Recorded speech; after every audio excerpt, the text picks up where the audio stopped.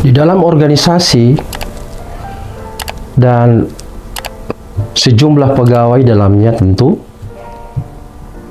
tidak bisa disangkal mereka memiliki motivasi dan niat yang berbeda ketika memasuki sebuah organisasi, termasuk kepentingan. Dan keragaman tersebut tentu memiliki tantangan tersendiri berkaitan dengan cara bagaimana mengharmonisasikan berbagai kepentingan dan motif mereka bekerja. Sehingga di dalam proses bekerja tidak jarang ditemui bahwa ada timbul konflik-konflik dan bahkan permusuhan di antara teman sejawat. Nah, bagaimana menghadapi musuh yang masih teman sejawat di kantor?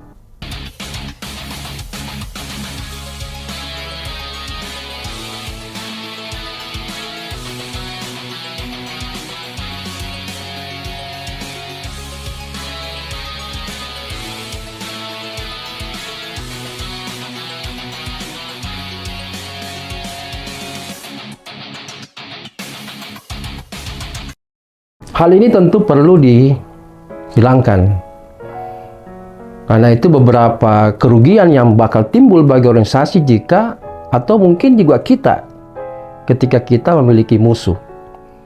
Tentu yang pertama gangguannya kepada kita adalah gangguan emosional dan berkaitan dengan keberhasilan kita.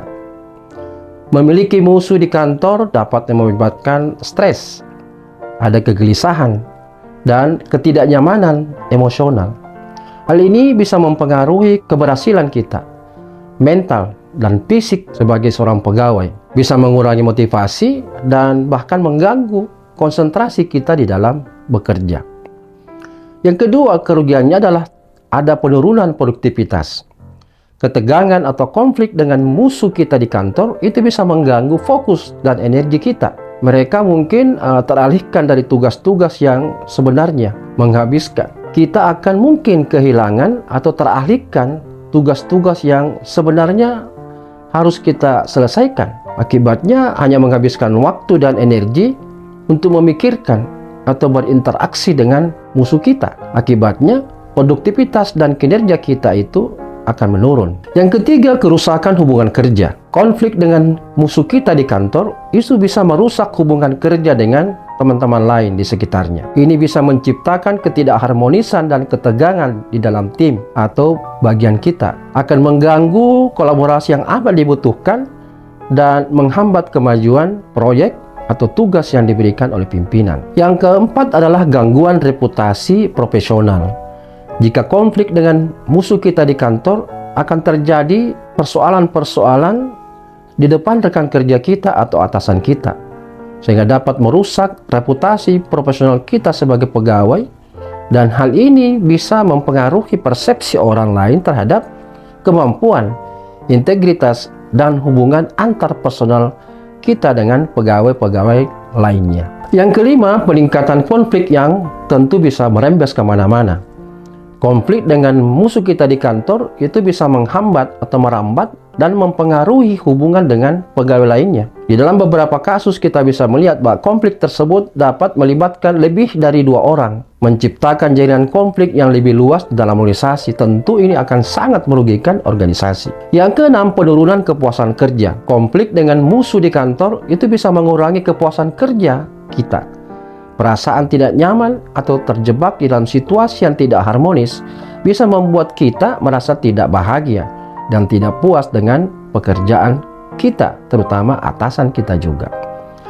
Yang ketujuh, peningkatan tingkat ketidakhadiran dan pergantian pegawai. Ketidakharmonisan atau konflik yang berkelanjutan dengan musuh kita di kantor itu bisa menyebabkan pegawai atau kita merasa tidak nyaman dan tidak bahagia.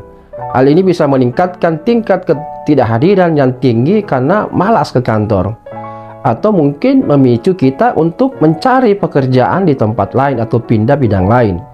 Tentu menyebabkan ada pergantian pegawai yang berdampak negatif pada kontinuitas dan produktivitas tim yang kita tinggalkan. Perubahan lingkungan kerja yang negatif itu bisa terjadi, sehingga konflik dengan musuh kita di kantor bisa menciptakan lingkungan kerja yang tidak menyenangkan dan sehat tentunya.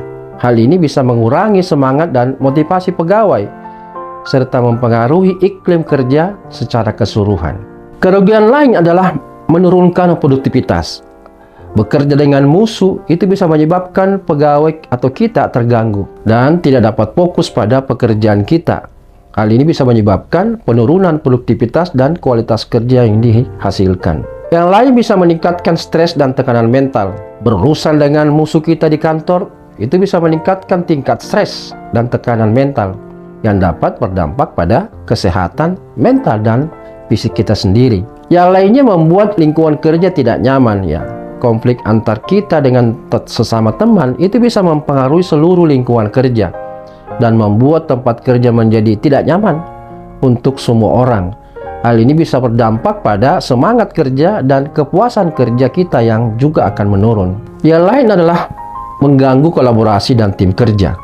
Bekerja dalam tim adalah bagian penting yang sangat diutamakan ketika kita ingin mencapai prestasi dan capaian dalam target-target yang dibebankan kepada kita. Adanya musuh di kantor bisa menyebabkan kolaborasi dan kerja tim terganggu dan juga akan menghambat kemajuan daripada kegiatan yang kita targetkan serta capaiannya terkait dengan upaya-upaya organisasi meningkatkan upaya pencapaian kinerjanya. Tentu yang lain adalah memburuknya hubungan dengan rekan kerja lainnya. Konflik dengan satu orang itu bisa mempengaruhi hubungan pegawai dengan rekan kerja lainnya. Tapi hal ini juga bisa mengakibatkan terjadi isolasi sosial dan kesulitan di dalam menjalin hubungan kerja yang positif dan efektif dengan sesama pegawai, bahkan antar pegawai dalam sebuah tim. Nah, kerugian tersebut tentu bisa kita atasi. Nah, beberapa cara untuk menghindari situasi tersebut adalah kita sebagai pegawai berupaya pertama, tetaplah profesional. Penting untuk menjaga sikap profesional dalam setiap interaksi dengan sesama teman di kantor. Terlepas dari perbedaan atau konflik yang mungkin ada, jangan biarkan emosi negatif atau masalah pribadi mempengaruhi hubungan profesional kita. Jaga sikap yang santun, hormat, dan terbuka terhadap sesama pegawai. Yang kedua, jaga komunikasi yang efektif. Komunikasi yang baik merupakan kunci untuk membangun hubungan yang sehat di tempat kerja. Jaga komunikasi terbuka dan jujur dengan rekan kerja kita. Dengarkan dengan baik, pahami perspektif mereka, dan sampaikan pendapat Anda dengan sopan. Jika ada masalah, selesaikan melalui komunikasi yang konstruktif. Hindari gosip dan drama-drama yang ada. Jauhi gosip dan drama yang tidak produktif di lingkungan kerja kita. Tidak perlu terlibat di dalam percakapan yang negatif atau memperluas masalah yang ada. Fokuslah kita pada pekerjaan kita dan jaga jarak dari situasi-situasi yang dapat menciptakan konflik dengan sesama rekan kerja. Yang keempat, temukan kesamaan dan kepentingan bersama. Cari kesamaan atau kepentingan bersama dengan rekan kerja kita itu menjadi hal yang sangat penting untuk kita menghindari konflik. Temukanlah topik-topik atau kegiatan yang bisa memperkuat hubungan positif dengan rekan kerja. Misalnya kita memiliki hobi yang sama, atau memiliki tujuan yang serupa di dalam suatu kegiatan. Karena itu jalilah percakapan dan kolaborasi berdasarkan hal-hal yang coba saya contohkan. Yang kelima, kelola konflik dengan bijaksana jika ada. Karena itu jika terjadi konflik dengan teman sejawat, penting untuk mengelolanya dengan bijaksana. Jangan biarkan konflik membesar atau mempengaruhi hubungan kerja dengan yang lain. Coba lakukan untuk menyelesaikan perbedaan dengan pendekatan yang konstruktif dan mencari solusi yang saling menguntungkan. Cara yang keenam adalah jaga batasan pribadi dan profesionalisme. Kita sebagai pegawai tetaplah menjaga batasan-batasan antara kehidupan pribadi dan profesional di kantor. Jangan biarkan masalah pribadi atau perbedaan di luar tempat kerja itu mempengaruhi hubungan kita dengan teman kerja.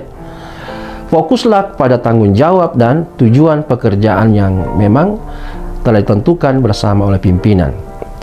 Yang terakhir, jika perlu, minta bantuan dari pihak pimpinan.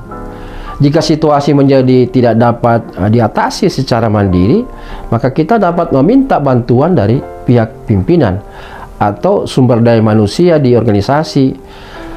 Lalu kemudian kita minta untuk membantu menengahi konflik dan memberikan arahan yang tepat untuk mengatasi masalah-masalah tersebut. Yang penting kita ingat bahwa kita harus tetap fokus pada pekerjaan kita dan tetap mempertahankan hubungan kerja yang profesional. Pekerjaan dengan semua orang di tempat kerja dengan sikap terbuka dan hormat itu bisa membantu mencegah adanya musuh dengan teman sejawat, membangun lingkungan kerja yang lebih harmonis, sehingga tujuan dari organisasi bisa dicapai dengan baik.